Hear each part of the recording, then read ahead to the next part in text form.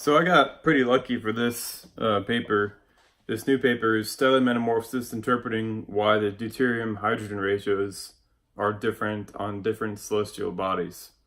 Now, hydrogen and deuterium are different on the nuclear level, but they're similar in the chemical level. So basically the difference is deuterium has a proton and a neutron in the center in the nucleus, and then it has one electron orbiting.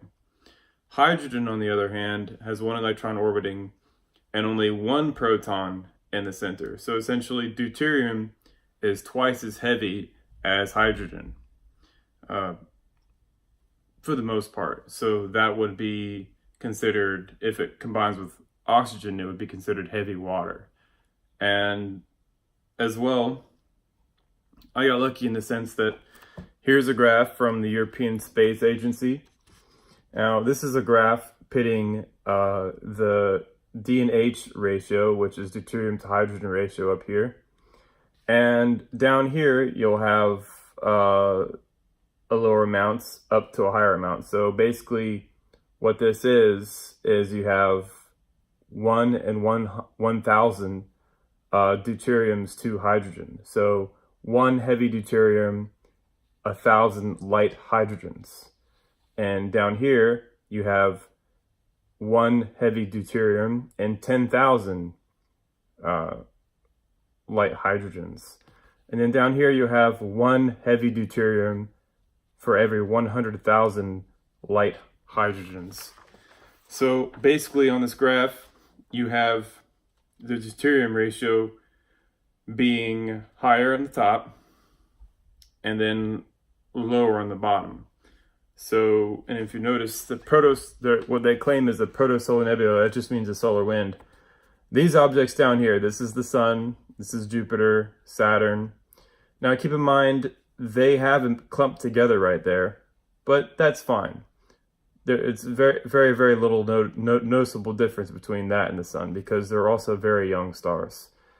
Here's Neptune and Uranus, here's Enceladus, here's the Earth.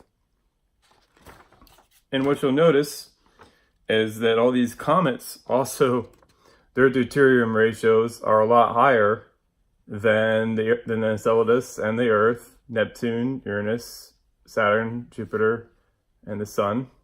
Why are they way the hell up here? These are supposed to be remnants of the solar system forming. Why would the deuterium hydrogen ratios be so high? Well, the Genesis mission had explained that deuterium ratios inside the Earth's heavy water, are a lot higher than they are coming out of the sun. So the sun has a lot more light hydrogen than heavy hydrogen, and it's easy to explain. And the way you do this, the way you explain how this graph works, is that you just flip it this direction, I believe. This direction. Yeah, this direction. You flip it 90 degrees, and that's what I do in this diagram here.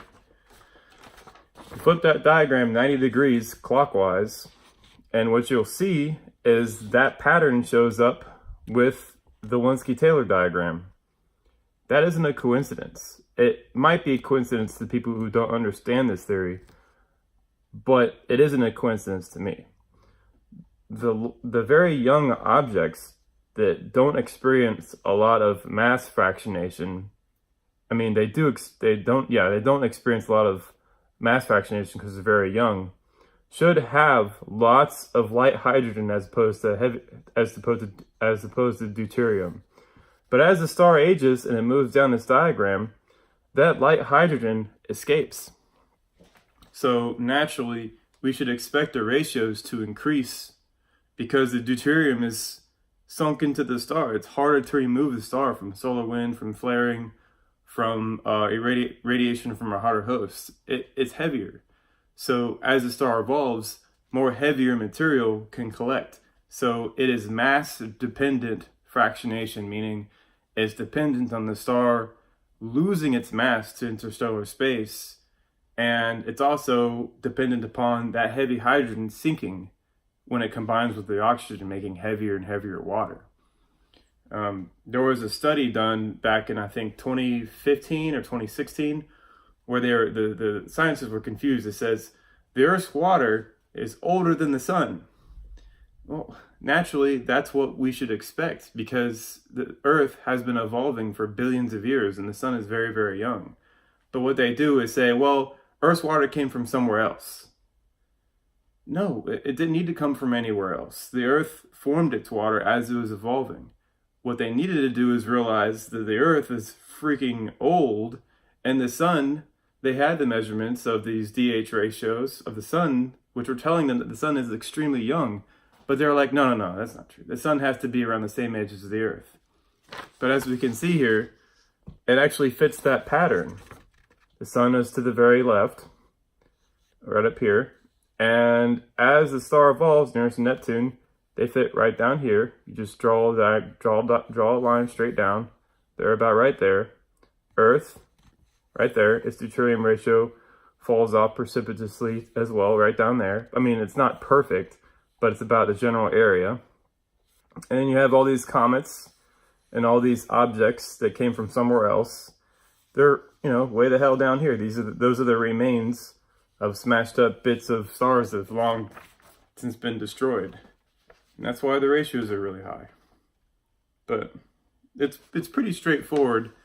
And to understand this, you kind of have to ignore what the astronomers are telling us about how planets form, because they still don't understand that a planet is an ancient star.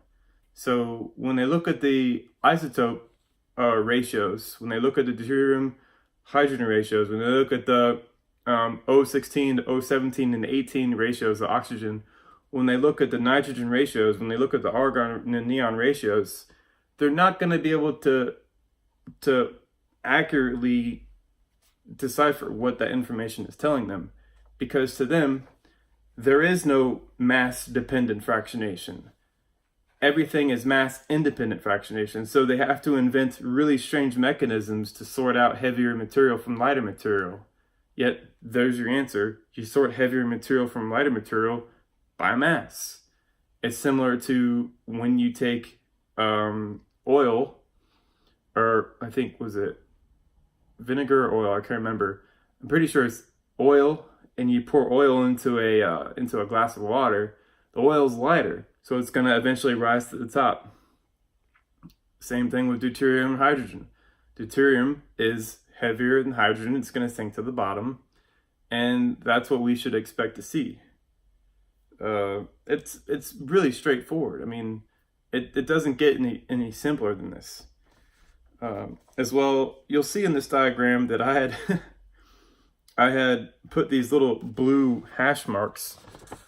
I think those blue hash marks I'm gonna do is start measuring different objects in the solar system that we find, and trying to sort out this commentary and comment information that we have, and try to see where the astronomers, the measurements they're taking, they're kind of ignoring specific information and favoring others, and cherry picking and poo-pooing certain ideas that they don't believe are true just to make their model work. And they do that a lot. It's very biased. They do very biased research. And the reason why they do biased research is because, well, they don't have anything better to work with. So they have to be biased. If they had something that's really great, they could just look at the information and tell what's going on, just like this theory allows people to do. And that's a sign when you're really biased. It probably means that there's a better way of looking at the information. If you weren't biased, well, that would be the answer. You can't be biased about the Earth being round. It's a giant oblate spheroid. You can't be biased about water being a fluid at standard temperatures and pressures. That's just it. That's what it is. That's what it.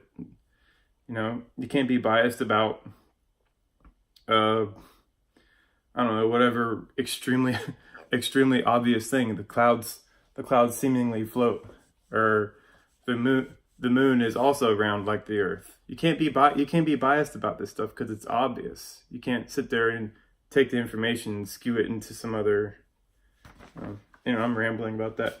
But anyways, I'll link this to the bottom of the page, and it should be pretty exciting. I'm looking forward to the deuterium hydrogen ratios being taken from the exoplanets and that information being deciphered, because what that's going to tell us is, like in the TRAPPIST-1 system, where it has like 7 rocky mamma jammas circling around its host, we'll be able to look at that and say, well, some of those objects are a lot older than the others.